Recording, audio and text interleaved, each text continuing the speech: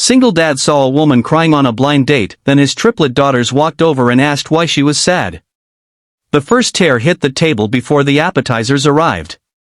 Mark noticed it because he'd learned to notice everything: spilled juice, loose shoelaces, the quiet kind of sadness that didn't make a sound. Single fatherhood had sharpened his instincts like that. He was sitting 3 booths away in a softly lit Italian restaurant, helping his triplet daughters color the paper placemats, when he saw the woman on the blind date lower her head and wipe her cheek as if hoping the room wouldn't see.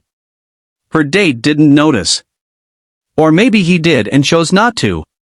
He was busy talking, too loud, too confident, gesturing with a fork as if life itself were a presentation he had already won. Mark looked back at his girls. Emma was carefully filling in a butterfly's wings. Lily was humming. And Sophie, always Sophie, was watching the room with wide, curious eyes. "Daddy," Sophie whispered, tugging his sleeve. "That lady's crying." "I know," Mark said softly. "Sometimes adults get sad." "Is she hurt?" Lily asked.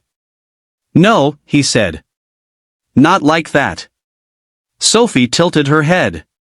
"Then why doesn't anyone help her?" That question landed heavier than Mark expected. He glanced back at the woman.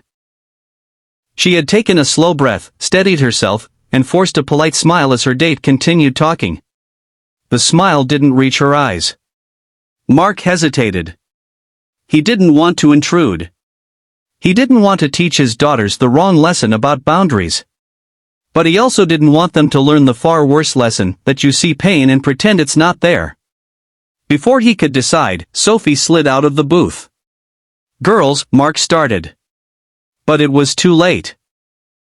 Emma and Lily followed, 3 identical heads moving with quiet determination toward the woman's table. Mark stood, heart pounding. He was already rehearsing apologies.